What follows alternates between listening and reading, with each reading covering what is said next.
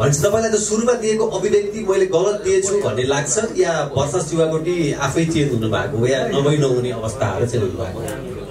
होइन, मलाई यो क्वेसन पुरानै आउँथ्यो भन्ने पनि मलाई लाग्थ्यो।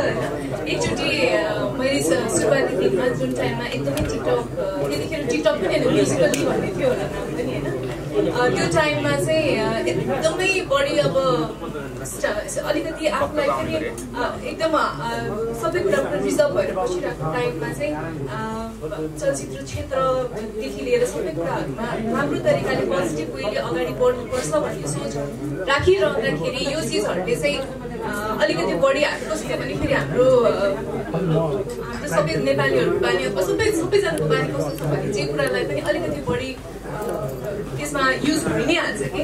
सो यो चिजलाई चाहिँ अलिकति कन्ट्रोल भएर कन्ट्रोल्ड वेमा चाहिँ युज गर्दाखेरि राम्रो हुन्छ र अझै हामी कलाकारहरू चाहिँ किनभने हाम्रो प्रस्तुतिहरू हाम्रो जति पनि कामहरू हुन्छ त्यो चाहिँ स्वयं हलमा आएर हेर्दाखेरि चाहिँ अझ यो चिजले चाहिँ हामीलाई एउटा भ्यालु पनि क्रिएट गर्छ भन्ने हिसाबले चाहिँ मैले टिकटक नै चलाउनु हुँदैन, तर एटलिस्ट हामी कलाकारहरू चाहिँ अलिकति रिजर्भ भएर बस्दा चाहिँ आई थिङ्क त्यो कुराले अझ राम्रो हुन्छ भन्ने चाहिँ त्यो बेलाको सोच थियो।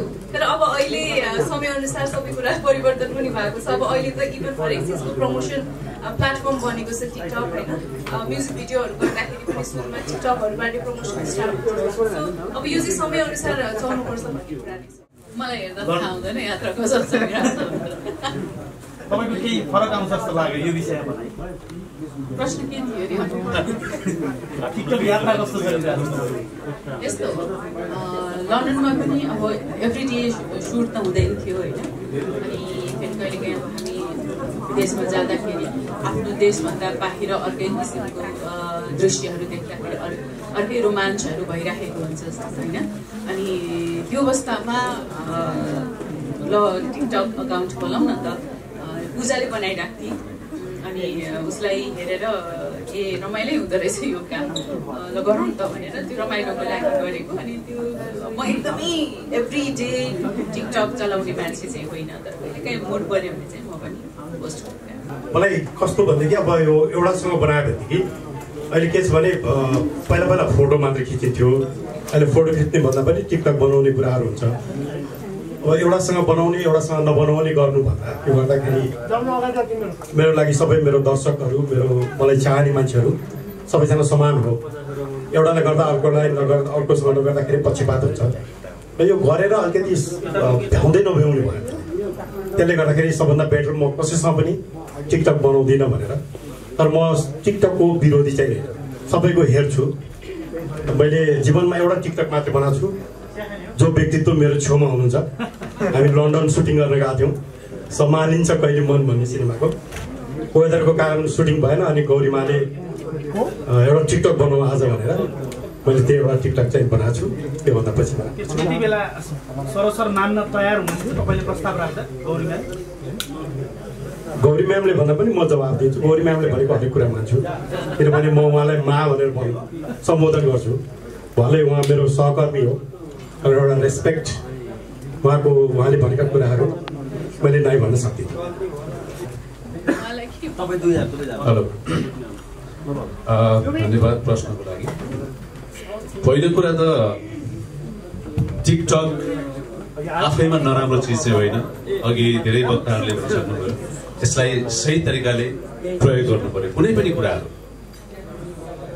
रहेको कुरा अब आर्टिस्टहरू त्यहाँ सहभागी हुनुहुन्छ हुँदैन भन्ने कुराहरू चाहिँ के छ भने मान्छेको बुझाइ हो, मान्छेको सोच हो, कुरालाई जता मोडे पनि हुन्छ। तर एउटा आर्टिस्ट भनेको जो आर्टिस्ट माथि लाखौं रुपियाँ लगानी हुन्छ, करोडौं लगानी हुन्छ, त्यति हल्का हुनु हुँदैन भन्ने मेरो पनि मान्यता हो।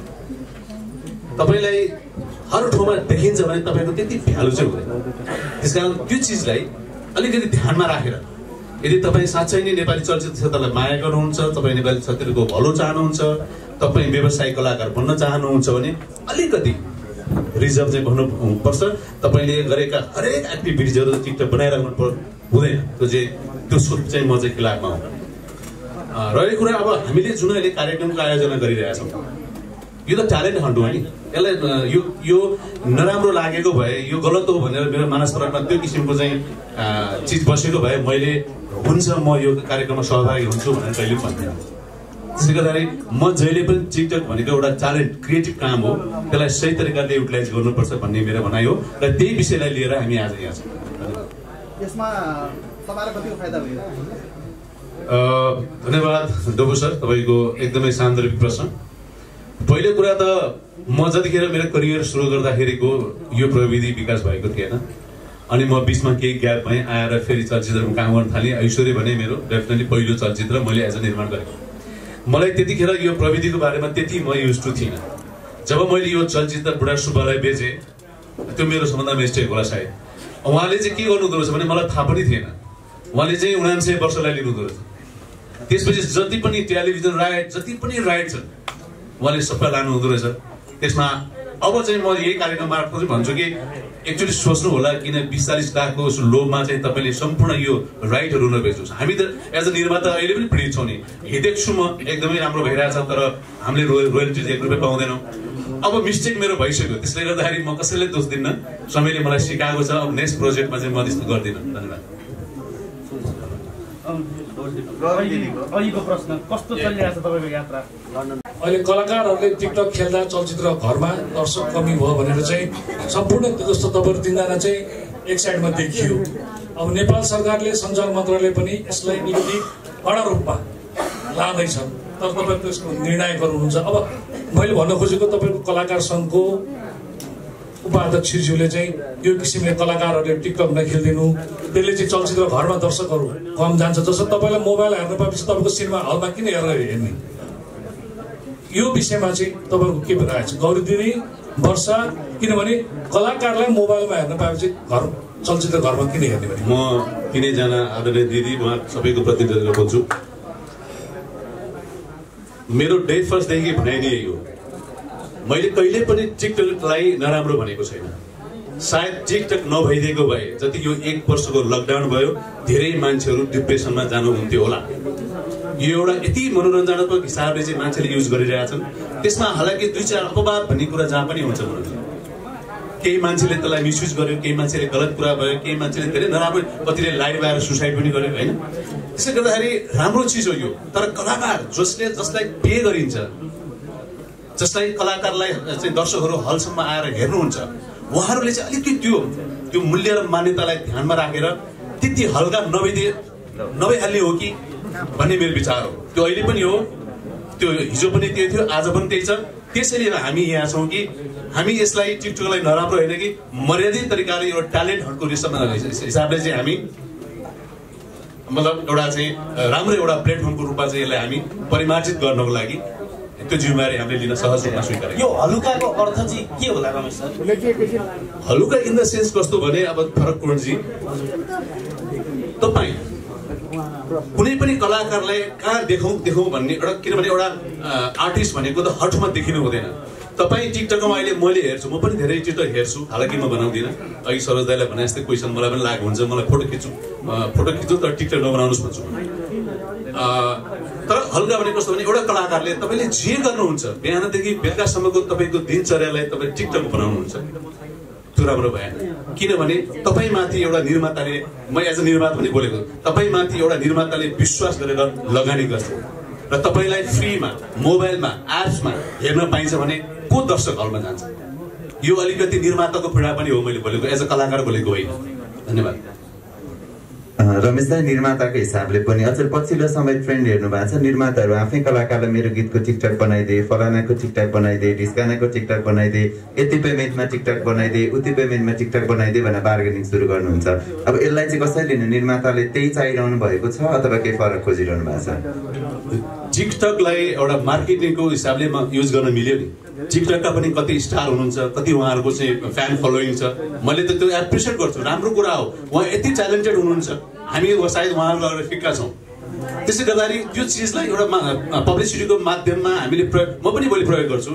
मैले सिनेमा बनाएँ भने मैले टिकटकमा जसको फ्यान फलोइङ बढी छ, जो स्टार हुनुहुन्छ, उहाँलाई प्रयोग गर्छु। त्यो त कमर्सियल व्यवसायिक त हो नि। तर आर्टिस्टको विषयमा बोलिरहेको छु मैले, एउटा निर्माताले त्यो माथि विश्वास गरेर लगानी गर्छ भनेदेखि अलिकति रिजर्भ त हुनुपर्छ कि भन्ने मेरो सोच हो। के भन्नु मलाई चाहिँ के लाग्छ भने हरेक मान्छेको आफ्नो सोच हुन्छ। रमेशलाई जुन कुरा सही लाग्छ त्यो मलाई लाग्नुपर्छ भन्ने पनि छैन, या फेरि मलाई जे सही लाग्छ वर्षालाई सही लाग्छ भन्ने पनि छैन, र तपाईँहरूलाई त्यो सही लाग्नै पर्छ भन्ने पनि छैन।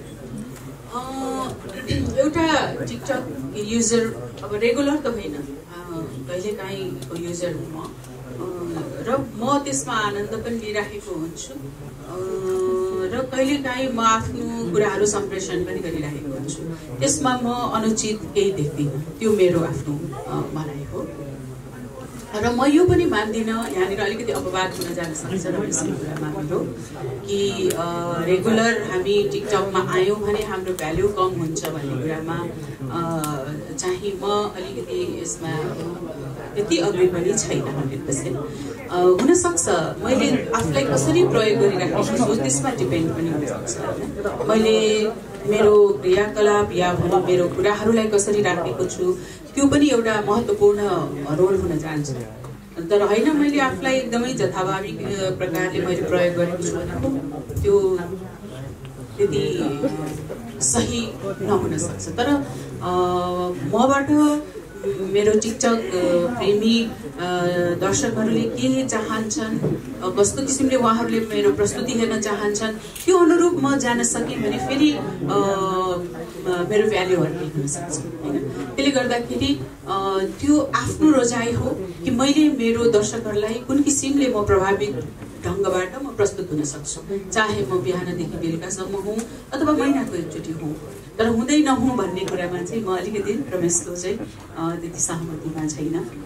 सरी रमेश, कलाकार भएर पनि हामी आफूलाई आफ्नो दर्शक सामु चाहिँ लान सक्छौँ, यो मेरो आफ्नो सोच हो। वर्षाजीलाई पनि यही प्रश्न। यो विषयमा चाहिँ अब जस्तै अलिकति अब रिजर्भ न्युजको कुराहरू आउँछ होइन, यो कुरामा चाहिँ कस्तो हुँदो रहेछ भन्दाखेरि हामी अलरेडी एउटा क्यामेरामा युज टु भइसकेको आर्टिस्ट भइसकेपछि इजिली मोबाइलमा कसैले लिएर आएर ल गरौँ न भन्दाखेरि चाहिँ अलिकति अक्वर्ड फिल हुँदो रहेछ कि। जस्तै म घरमा बसेर म एक्लै कोठामा बसेर म जस्तो पनि गर्न सक्छु होइन, त्यही चिज म क्यामेराको अगाडि एउटा फुल सेटअपमा मुभी अथवा म्युजिक भिडियो त्यो सेटअपमा म मजाले गर्न सक्छु। तर कसैले पनि आएर त्यही चिज चाहिँ ल आउनुहोस् भनेर अब यतिकै क्याजुअली कसैले गर्दाखेरि चाहिँ आफूलाई अक्वर्ड फिल हुन्छ। त्यो सबैको आफ्नो किसिमको नेचर पनि हो र एउटा पर्सपेक्टिभ पनि हो। जसरी मेरो सुरुका दिनहरूमा मैले टिकटकलाई हेर्ने एउटा पर्सपेक्टिभ थियो त्यो अहिलेको टाइममा आएर चेन्ज भएको छ, किनभने टिकटक एउटा म्यान्डेटोरी हामी इभन अब प्रमोसन एक्टिङ मात्रै गर्दैनौँ, काम मात्रै गर्दैनौँ, कति ब्रान्डहरूको प्रमोसनहरूदेखि लिएर हरेक चिजहरूमा हामी सक्रिय हुनुपर्छ। त्यसको लागि उहाँहरूले प्लेटफर्म चाहिँ टिकटकलाई पनि एउटा प्रायोरिटीमा राख्नु भएको छ होइन।